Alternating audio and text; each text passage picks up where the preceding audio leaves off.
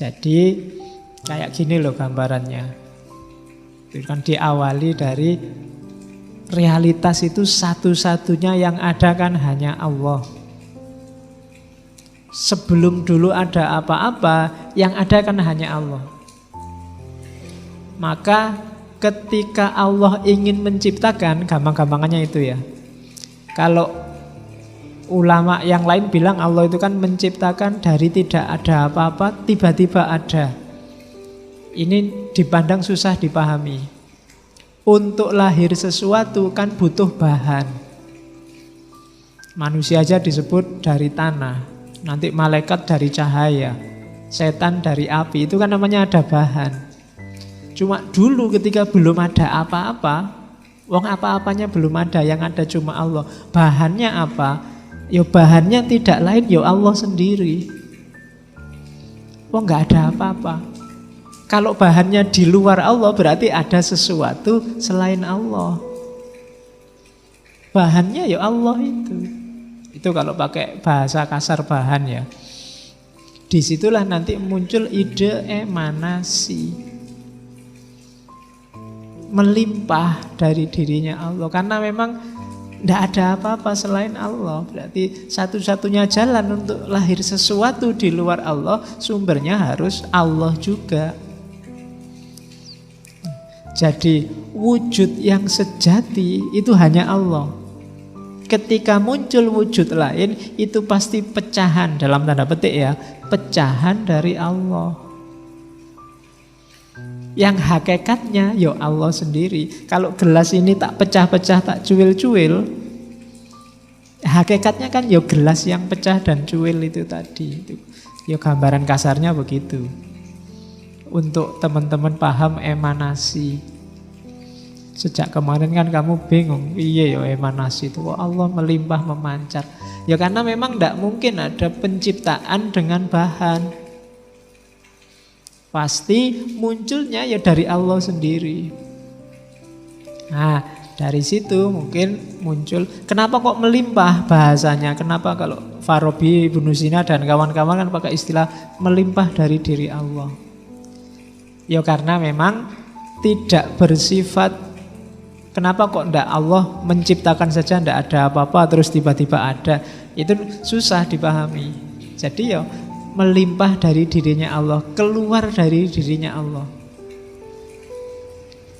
Oke, jadi wahdatul wujud, satu-satunya wujud yang ada hanya Allah.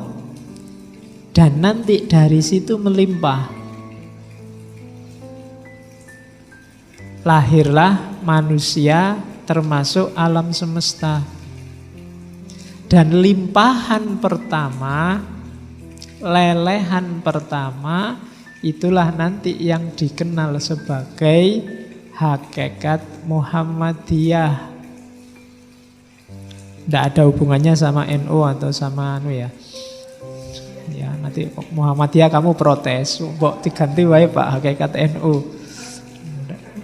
Ini bukan Muhammadiyah itu. Kadang orang menyebutnya Nur Muhammad. Kalau analoginya matahari, cahaya pertama yang melimpah dari matahari, yang paling dekat dari matahari, itulah Nur Muhammad. Itulah hakikat Muhammadiyah. Saya tidak tahu alasannya apa Ibnu Arabi termasuk Al-Hallaj pakai istilah Nur Muhammad. Mungkin dari premis bahwa makhluk di alam semesta ini yang jadi masterpiece-nya Allah adalah manusia. Dan di kalangan manusia yang paling dicintai oleh Allah adalah Muhammad. Berarti Muhammad itu paling dekat di hatinya Allah. Maka pancaran pertama yang paling bercahaya oleh para sufi disebut Nur Muhammad. Hakikat Muhammadiyah. Kenapa kok nggak disebut Nur Adam apa Nur Isa? Mungkin logikanya karena ya beliau yang paling dicintai oleh Allah, paling dekat sama Allah. Makanya kan ada hadis laulaka ya Muhammad, seandainya bukan karena engkau wahai Muhammad, tidak akan aku ciptakan langit dan bumi. Kan? Ya sering saya bilang ketika orang makomnya di level cinta itu kan selalu demi yang dicintai, untuk kepentingan yang dicintai. Oke, jadi yang paling dicintai Allah sebelum Muhammad yang fisik ini lahir, dulu sudah ada yang oleh Ibnu Arabi dan kawan-kawan disebut Nur Muhammad. Yang Nur Muhammad inilah nanti dari cahaya pertama lahirlah lelehan-lelehan selanjutnya, cahaya-cahaya selanjutnya. Sumbernya ya dari cahaya yang, kalau ini matahari terang, yang paling dekat dari matahari yang disebut Nur Muhammad ini kan terang yang kedua. Sumbernya langsung matahari. Tapi terang yang ketiga sumbernya ya terang yang kedua ini tadi. Nanti terang yang keempat sumbernya terang yang ketiga. Terang yang kelima sumbernya terang yang keempat, dan seterusnya. Jadi benchmark paling utama, yang paling dekat, paling mirip dengan Allah itu Nur Muhammad. Maka nanti insan kamil adalah mereka yang bisa membersihkan dirinya kemudian masuk ke level Nur Muhammad. Dialah yang paling bercahaya. Dan Ibnu Arabi tidak ngomong upaya bersatu, kesatuan dan macam-macam, karena hakikatnya memang sudah satu. Jadi Allah sama kita itu satu. Nanti ideologi kayak gini banyak di tradisi mistik timur. Kalau di Jawa disebut Gusti itu ya kasunyatan. Kasunyatan itu kalau pengen ketemu Allah ya di realitas sehari-hari ini. Allah hadir. Meskipun kita sering tidak mengakui kehadiran Allah, kita menganggap Allah itu jauh ada di sana. Jadi dari wahdatul wujud menuju insan kamil. Jadi kita semua adalah cermin keberadaan Allah. Dulu sering saya analogikan, seandainya ini Allah, masjid ini isinya kaca semua. Kenapa makhluk itu bayangannya Allah? Maksudnya apa? Makhluk itu gambar yang ada di kaca. Alam semesta itu kayak gambar yang ada di kaca di sekeliling kita ini. Mungkin yang kaca sebelah sana gambarnya punggung, kaca yang sebelah kiri gambarnya pundak, sebelah kanan gambarnya pundak. Itulah alam semesta. Kalau yang sana gerak, itu kan yang gerak bukan sana tapi sini. Jadi yang sana itu cuma gambarnya, sifatnya ilusi, dia tidak benar-benar ada. Yang benar ada ini. Jadi gambar di cermin itu bukan barang yang sebenarnya. Dia cuma refleksi dari barang yang sejati, termasuk dirimu. Kecuali kamu menghindar dari cahaya, kamu sendiri yang menjauh dari cahaya. Menjauh itu bukan berarti kamu melepaskan diri dari cerminan Allah, tapi kamu menutupi dirimu sendiri dari cahaya sehingga kamu tidak kenal dirimu. Yang rugi ya kamu sendiri. Ya sama kayak kita bagian dari alam semesta. Kita ini mikrokosmos, alam semesta makrokosmos. Maka apapun yang terjadi dengan makrokosmos akan berpengaruh pada mikrokosmos. Kalau alam cedera, yang sakit kita. Kalau hutan kamu tebangi, yang merasakan banjir bukan hutan dan gunungnya tapi manusia. Kalau ozonnya robek, bumi ini panas, yang kepanasan kan juga kita. Jadi alam dan kita itu saling bercermin.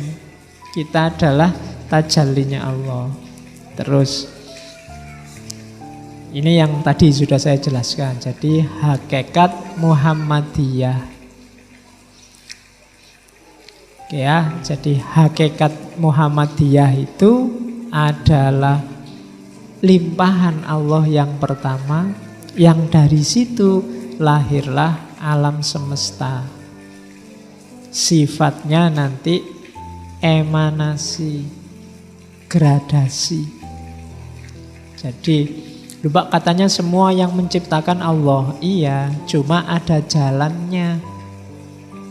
Kayak kalian kan lahir kan tidak dari tidak ada tiba-tiba kun fayakun terus kamu lahir. Kan butuh bapak ibumu pacaran dulu, terus nikah, terus malam pertama, terus bertempur baru kamu lahir.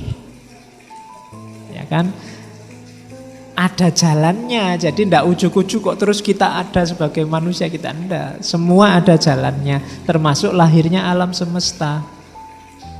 Jadi yang dari Allah di level pertama saja, limpahan pertama. Setelah itu ikut sunatullah jalannya. Baik ketika bumi dan alam semesta ini sudah ada, maupun ketika bumi dan alam semesta belum lahir. Oke, jadi itu hakikat Muhammadiyah, Nur Muhammad. Ini nanti yang mau pakai slide ini, semoga nggak dipotong slide ini saja ya, nanti biar nggak salah paham. Nanti kamu salah, hakikatnya Muhammadiyah itu ternyata wakilnya Tuhan. Enggak. Jadi dia namanya Nur Muhammad. Ya banyak yang mengkritik, tapi cuma memang isu-isu sufistik itu menangkapnya tidak murni pakai akal. Intuisinya harus main. Nanti di Ibnu Arabi kuat imajinasi. Kalau imajinasimu nggak main, akan susah menangkap hakikat Muhammadiyah, Nur Muhammad, insan kamil. Kalau pakai akal saja agak susah. Agama itu banyak yang tidak rasional. Yang bisa menangkap yang tidak rasional itu apa? Daya imajinasi. Kalau imajinasimu tidak berputar, tidak bisa, ya susah. Tidak bisa membayangkan surga, neraka, sirotol mustaqim, akhirat, pahala, siksa. Itu imajinasimu kalau macet. Kamu mengandalkan akalmu yang 1 tambah 1 2, mungkin kamu tidak percaya. Di surga itu kalau di bumi akarnya di bawah, buahnya di atas. Kalau di surga kebalikannya, akarnya di atas, buahnya di bawah. Jadi ngambilnya gampang. Itu kan akalmu nggak nyambung itu. Dari mana jalurnya? Lah emangnya tumbuhnya pakai apa kok akarnya di bawah?